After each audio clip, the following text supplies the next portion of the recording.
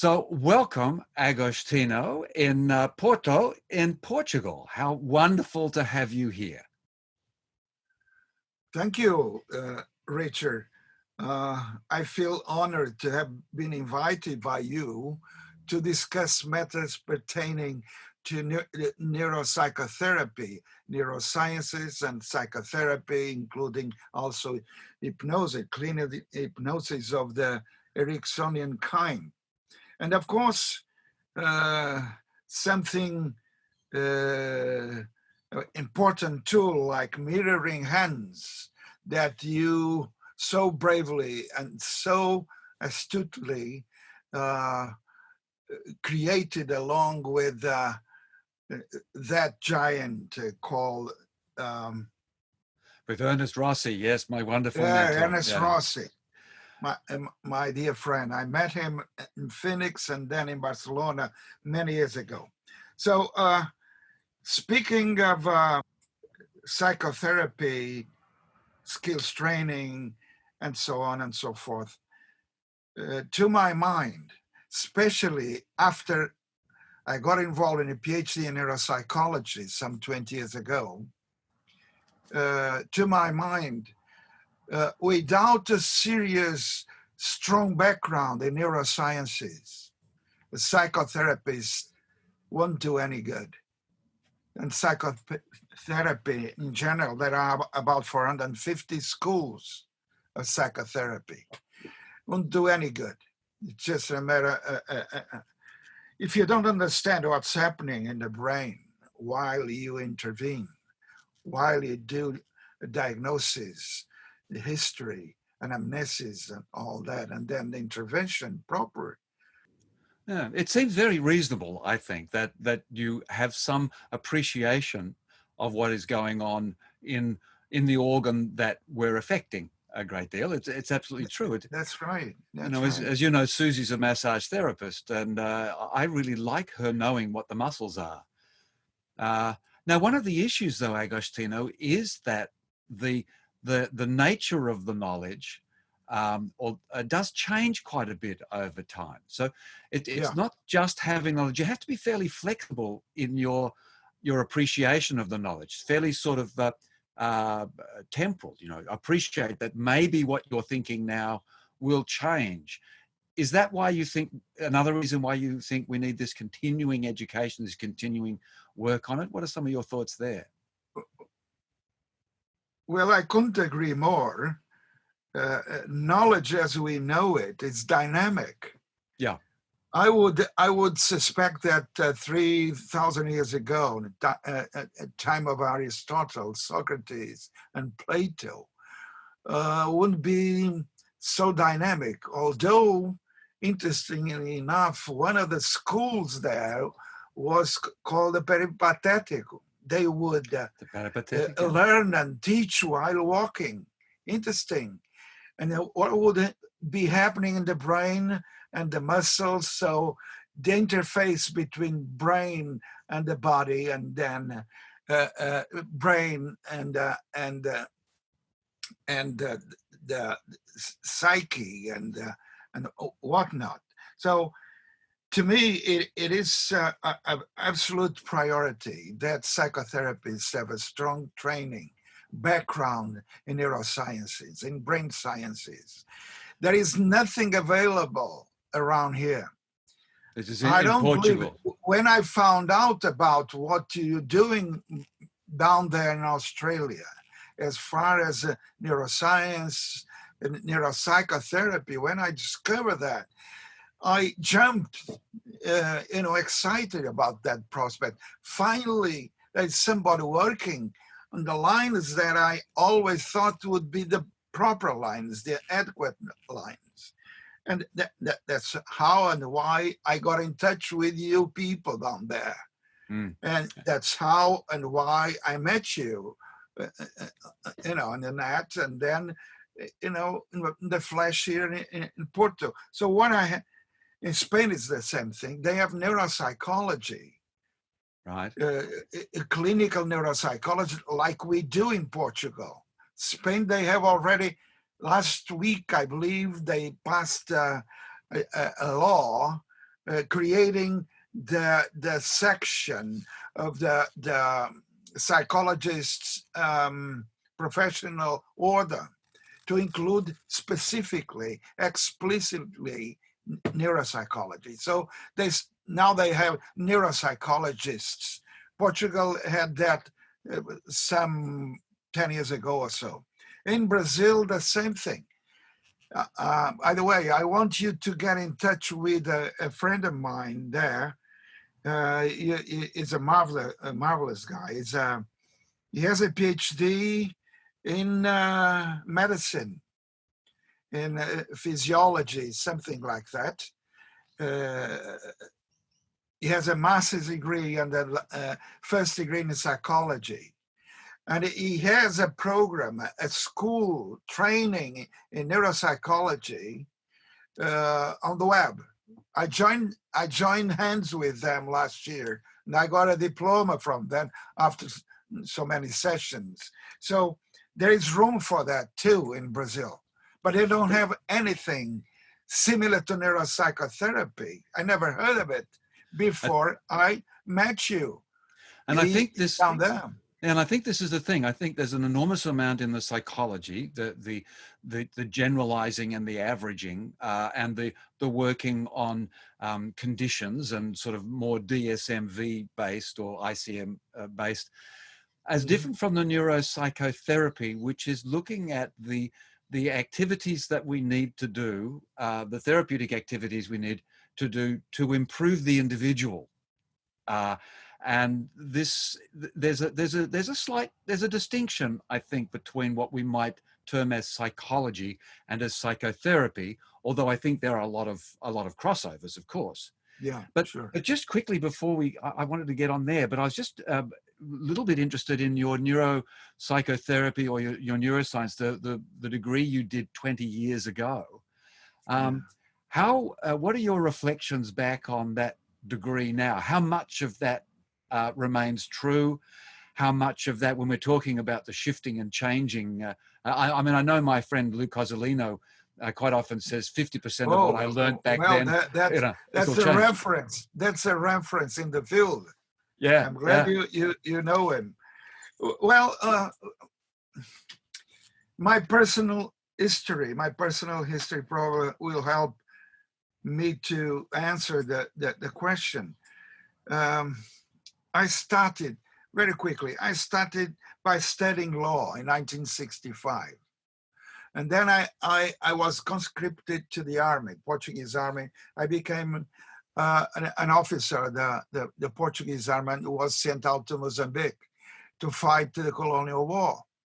Luckily enough, I was placed in headquarters rather than take a gun and go to the jungle. I was lucky enough. So that gave me an opportunity to know firsthand what was going on in terms of the society, the colonial powers, this and that, and so on. So I started by studying the law. When I came back from Africa, the experience I have there made me change my mind about training at the university level. I was interested in understanding myself and the others and what goes in between in society, behaviors, personality, that kind of thing. So when I came back, I decided to shift from law into psychology. Well, first thing to do should be for me to study sociology and anthropology, to know humans from the group standpoint, from the society to the individual, and then move into the individual later on. So I got into psychology. There was a school, an official school, was not approved by the powers back then. In 1971, when I came back from Africa, from Mozambique, and then I decided to get enrolled in philosophy, first degree, within which there was a minor in psychology. That's what I wanted. you see. Sociology was forbidden by the dictator in power back then, Salazar. So no, he was not. He passed away back then, but his successor kept things the same way before. So I finished the degree, and they said, well, the only possibility now would be to do postgraduate training. I got my first degree, so good grades and grade average and so on. People were impressed. I was impressed myself with it.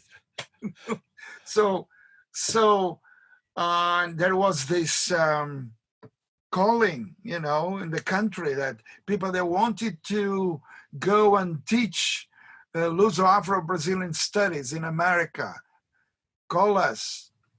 Wow, it's for me. So I call, and I was selected.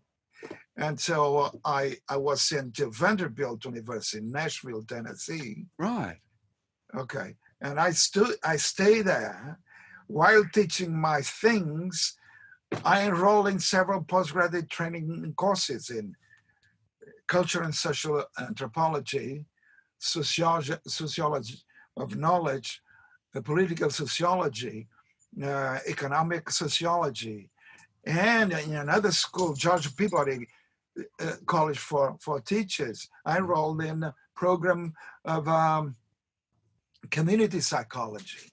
So I was like a sponge absorbing everything, and people will call me, invite me for lectures here and there and so on, because I spoke the language, because I spoke Portuguese and Spanish and so on. So those were wonderful years. And then I moved to Cornell, upstate New York, to do the same thing there. Okay, so, and there was a time, Paula, my daughter, was turning 16, a mythical age, if you remember. Yes. And well, I talked to Sal. We have to decide whether we stay will be for good. If we want to go back to Portugal, there is a time. Otherwise, it will be terrible for Paula, because she has her friends there and this and that. So we decided to come back. I repented a lot. I knocked my head on the wall several times, and because I didn't finish my PhD there. My first PhD was in sociology, and sociology of crime, criminology. You see, wow. And with my head interested in getting involved. I was a revolutionary back then, a Marxist, of course. And so I had Olympic discussions with the Americans there. I was an anti-capitalist, as you can imagine, a socialist and so on, utopian socialist. Today, I'm right the opposite. Yeah. I'm capitalist. What we need to do is to perfect capitalism and make sure that everybody is involved and gets a good living out of it. Well, so we came back. I didn't have my PhD. Sal had her PhD. So we were placed in a nearby university, nearby town called Aveiro. And I stayed there for a while, and then I realized that people there, full professors, had a worse CV than mine. And I said, well, I was already 40-something. So what to do next? I decided, well, no way. I have to finish my PhD to get in an academic career. No way I'm going to do anything here. So the best thing to do, the only way out for me would be to create a university, which I did in 1988. I talked to the mayor in a nearby town called Maya. And of course, I didn't know anybody. I'm not from Oporto. I'm from a little town in the mountains called Vieira do Minho. I didn't know anybody. So the only person I knew was the tutor, Portuguese, Paula. And I talked to him, see, I have this project. I would like very much to have an institution following the arts and science model, American model, the best model for me, still is actually. And he said, well, what do you want to do? You said, well, I want this, so and so, okay. But according to the law, we need 12 people, a cooperative. Still this naive thing on me that we should cooperate and be brothers and sisters. Well, it should be like that, I know, but it's not. So I say, well, see, I know a few people, colleagues. He was teaching at a polytechnic here, the teacher training school. I'll talk to some of my colleagues and we talk again. And he moved from there. The following year, we already had an institution with 170 students. Today is 5,000. Now, Agostinho, how extraordinary. Look, it's no wonder we were drawn together. Let me finish. I didn't stop there. No, there's more. Degree... Look, I just want everybody to take a little breath on just how extraordinary this is. I mean, we all sit over in the Western world and we do these things. Let's just, okay, Vanderbilt, George Peabody, up to Cornell, back to thing. I know, I'll set up my own university. Okay, fantastic. There we are. We got thousands of people. Please continue. We just needed to take a breath. It's too extraordinary. Oh, come on. You're being too kind to me. No, Richard. Go on. Now, go on. Finish the story. I'm fascinated. Okay, then I decided that I should have a degree in psychology, a postgraduate degree, because it wouldn't be, it would be nice on me to start a first degree in psychology, since I had already 20 odd subject disciplines in psychology taken within the philosophy program. So I had the responsibilities at the university. Actually, it's called University College. That's what it is. Right. Because back then, you could not award the PhDs, just first degrees, bachelors, and masters. So I started thinking about myself, what can I do? And then I went up to Coimbra University to get a master degree in clinical psychology. Actually, what's more interesting than that was master degree in developmental clinical psychology. And Coimbra, where's this university? University of Coimbra is the oldest in the country. Right. It's 800 years old. Wow, wonderful. Yes. Yeah. So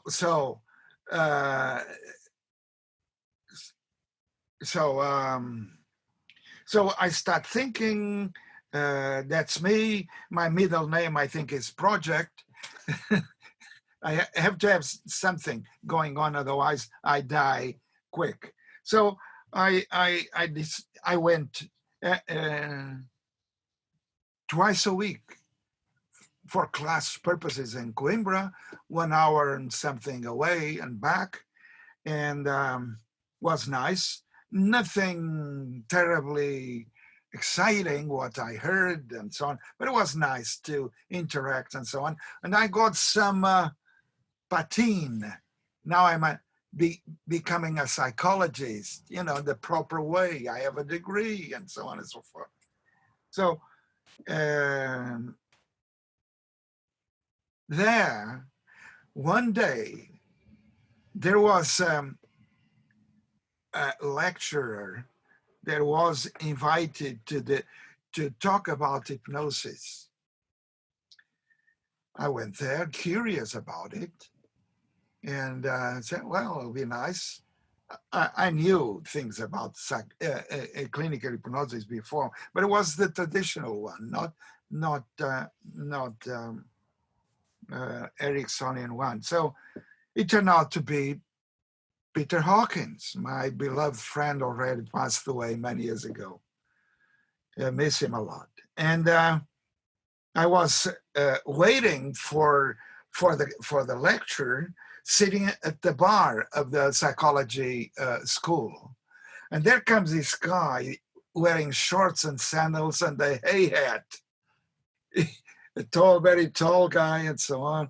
And it went in. I was the only one there, and he saluted and he said, "Good afternoon."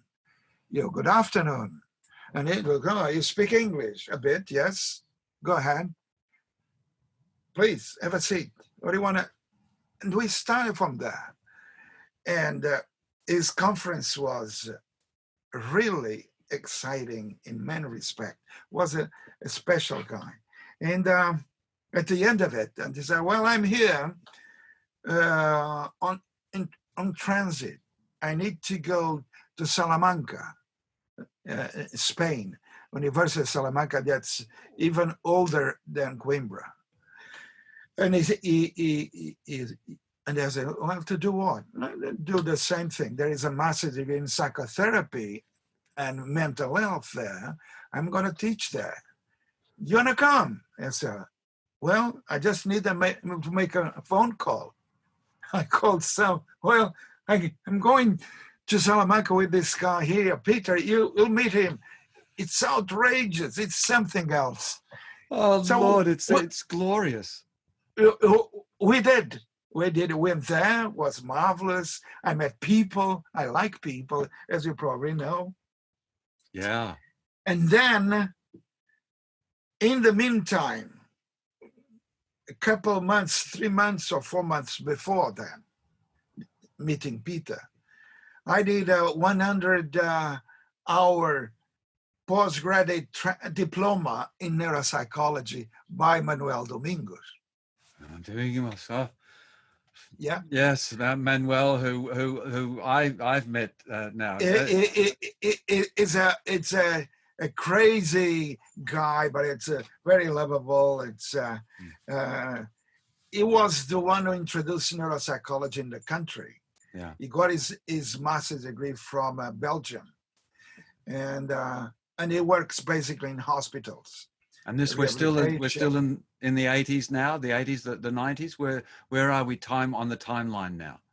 Well, we would be 92, 94, something like that.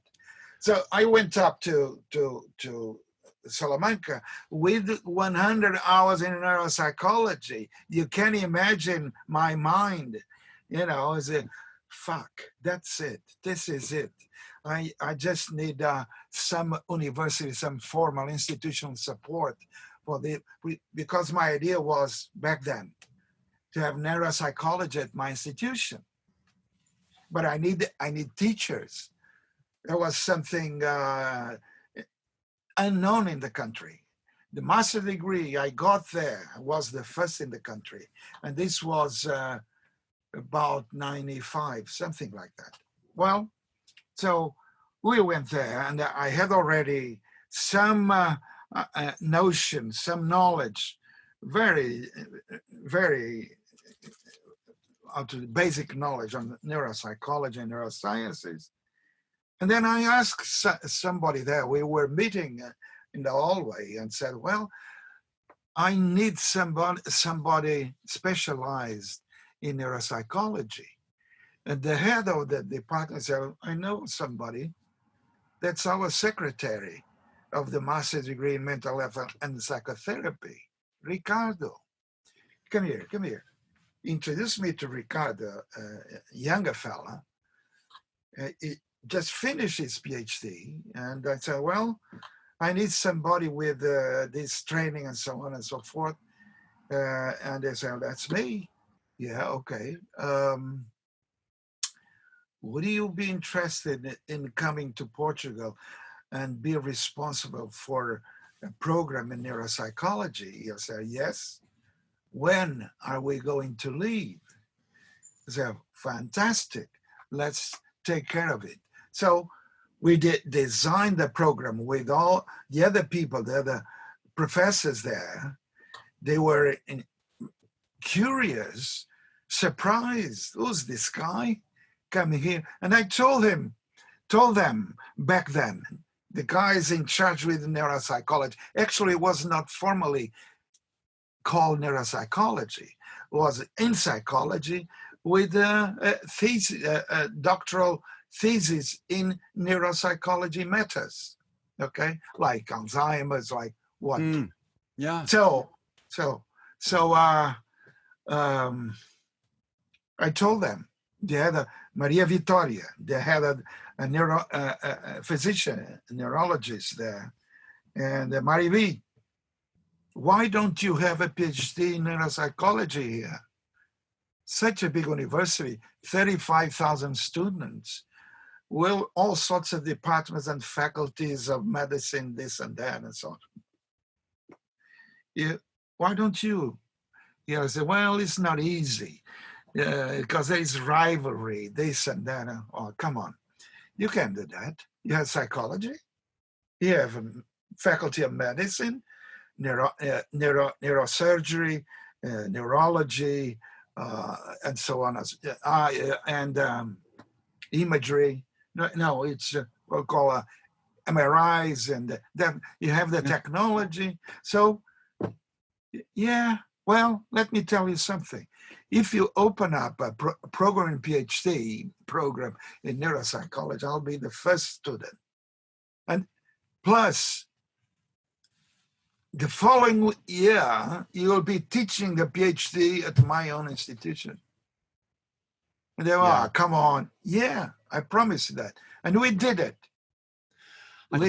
I think what's fascinating, Agostinho, is just listening to this story of from the background, from the back of listening to the creation of these possibilities. Now, certainly in America, things are a lot more established. There's some kind of regimentation to it, but it's not about age, because American universities have only been there a couple of 100 years. You're still talking about educational institutions that have been functioning for hundreds of years. That's right. It was not easy. And you were it wasn't easy to change, but you were right there. And I just want to fast forward a bit to now, because as you say, you're a brain that needs a project, and you are still now seeing that there is another opportunity to crystallize and bring this neuropsychotherapy, the neuroscience of psychotherapy, what we call the science of psychotherapy. So bringing in all kinds of other aspects as well. The neuroscience is important, the genetics is important, it all gets going. But your vision is for there to be first of all, of course, your connection is in the common language. So you're looking at Portugal. Brazil is what you're talking about. Spanish is a similar language, very similar. And this is a project that you're attacking now. Can you tell us a little bit? Now this is early days, but you're still at you're doing the father thing again, aren't you? Still a young man in that sense. Yeah. My mind. I believe in projects and doing things that are innovative, and add something to what exists now, and changes things for the better. Well,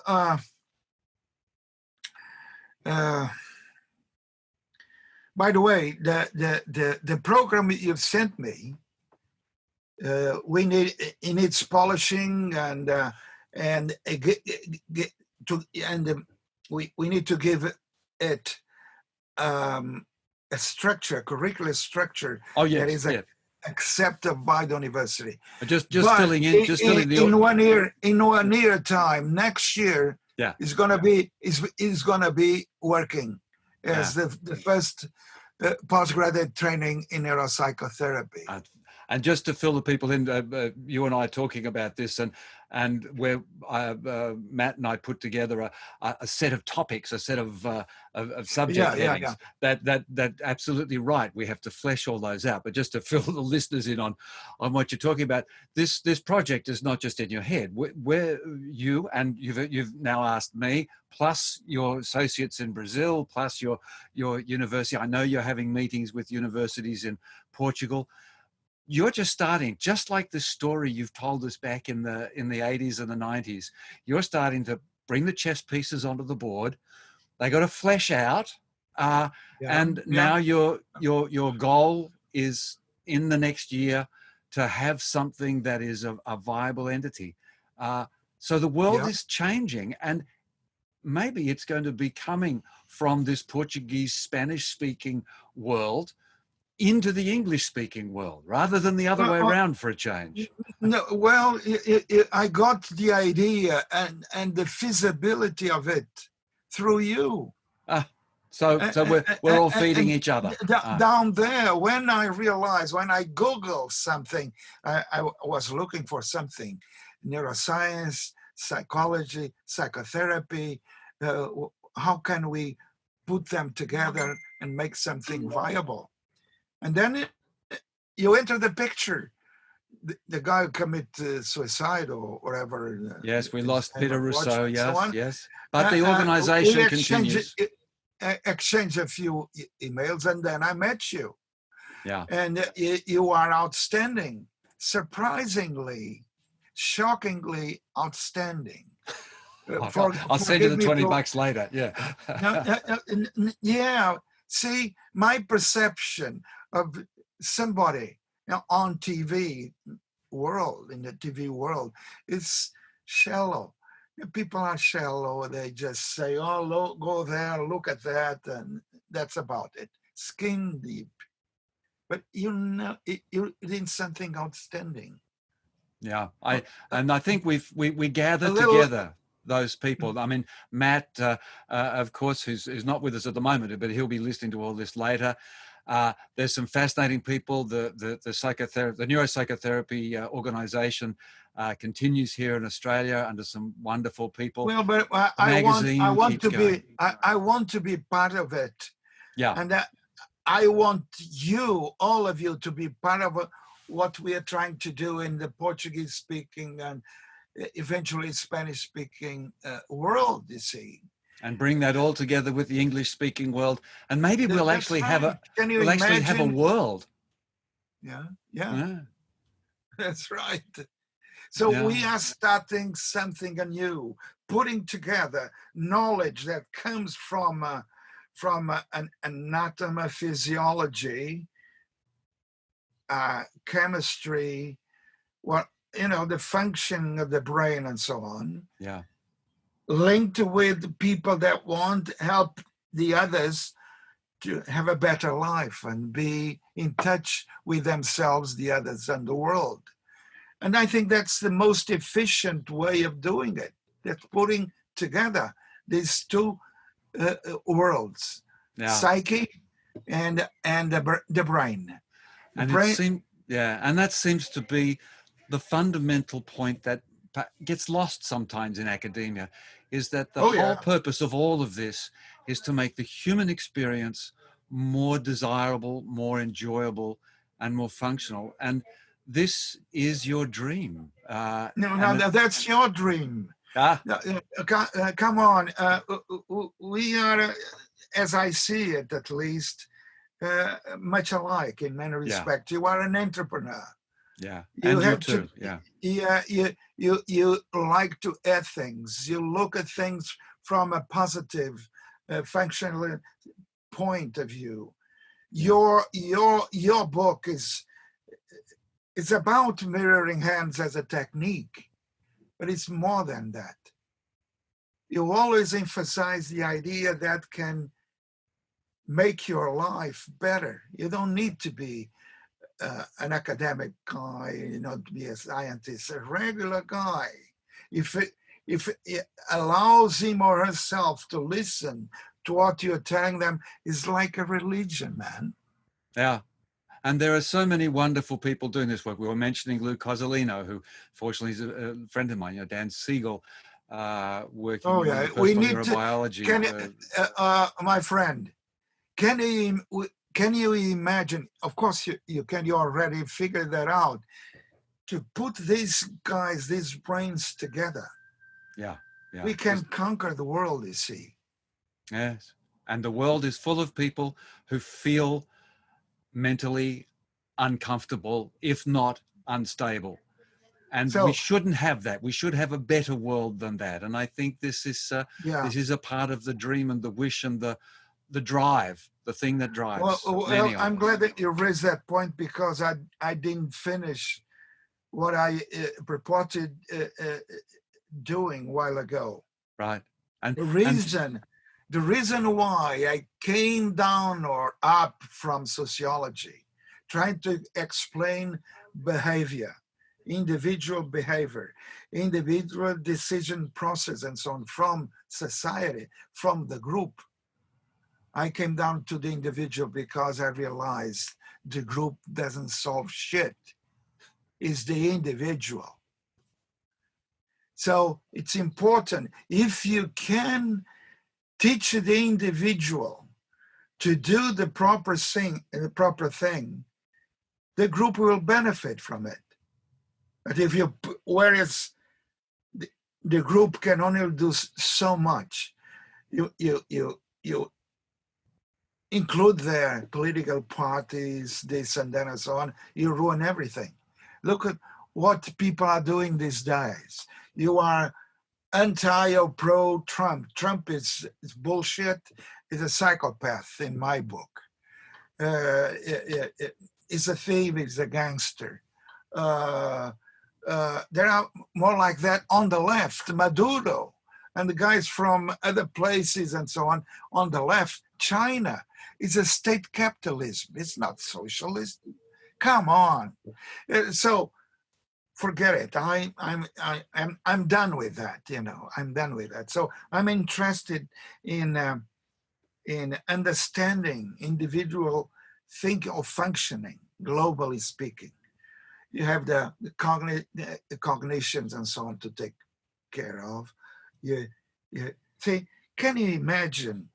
Oh, by the way, in the meantime, a couple of years ago, I created the Universcool, of which you are a part, and hopefully your friends too. Yes. I created an Institute of Advanced Studies, you know that, and a NeuroCenter.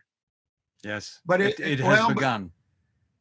Yeah, but we can only put that boat, floating after we do something with impact in society at large and in academia. Yeah. Because we need to attract students and teachers' attention to validate what we have in mind. Without that, this thing is all being manipulated. See, we have about 25,000 psychologists in the country, 10 million people. It's a lot. And they created an organization, what for? To get 3 million a year in membership dues, 3 million a year, and control the psychologists, behavior and interventions. If you want a course to be validated by this organization, you have to do so and so and pay so much. So it became a business. I'm not against business. I mean, in this for profit, we need the money. Sure. That's a natural if part. I wanted to be a missionary, I would be in Africa. It's not my call. Yeah, but we've forgotten what we were talking about right back at the very beginning, that it is a dynamic experience, the experience of learning. Definitely. And we're, as you say, we're making it sort of rigid and stable, which I suppose has got some merits, but it's stable to the point of resisting creativity and expansion and change and development. Yeah. And we're kind of getting near the end of our time here, Agostinho, but I would like to suggest, and then leave you to make some closing comments, that it is people, and this is what I wanted to introduce. We were talking to my friend Sharif Darwish in Egypt, who just went out and set up a recovery center for addicts because no one would do it. I'm talking now to Agostinho Almeida in Portugal, who just says we need a university that does this. In the 70s and 80s, he sets one up. In the 90s, he does it. And in the 2000s where we are, it's a time that we need to continue setting up, creating, establishing, and making more. And those are my reflections. And I wonder if now you just have some final comments before we wind up. There's lots more we could say, but just leaving people Thank now. you. First of all, let me thank you again for this opportunity to exchange ideas and feelings and emotions, and above all, I think a will, a determination to make it, to win this thing we have before us. I think we're going to make it. I'll do my best to get there. My final words are basically repeating what I said at the outset. Neurosciences, the knowledge of the brain, the composition, the structure of the brain, and above all, the functioning of the brain, the links with the body, and the links also with your mind and your psyche and your spirit are at utmost importance, you see. And what psychology did for too long was to go in one direction and forget about what is basic, what's happening in your head while you are at the consultation office, while you are thinking, while you are feeling, while you are running. You need to know what's happening in your body, in your brain, before you can make up your mind in doing the next thing. And our next thing, I underline that, it's going to be the silence psychotherapy or neuropsychotherapy, I think, because there is neuropsychiatry. And I want a neuropsychotherapy. And I think, I have friends in Brazil that what we need to do is just go there and tell them what's happening. And the future is not just neuropsychology. Neuropsychology takes care of your behavior, dealing with pathologies like Alzheimer's, other types of dementia, neurodegenerative diseases, and so on. And also will help, of course, to do something that's not been done in Portugal, to make sure that the little kids, the little children, that when they go to school, are well diagnosed in terms of their ability to make it in school. Yeah, and that's what the future is what you make it. And that's right.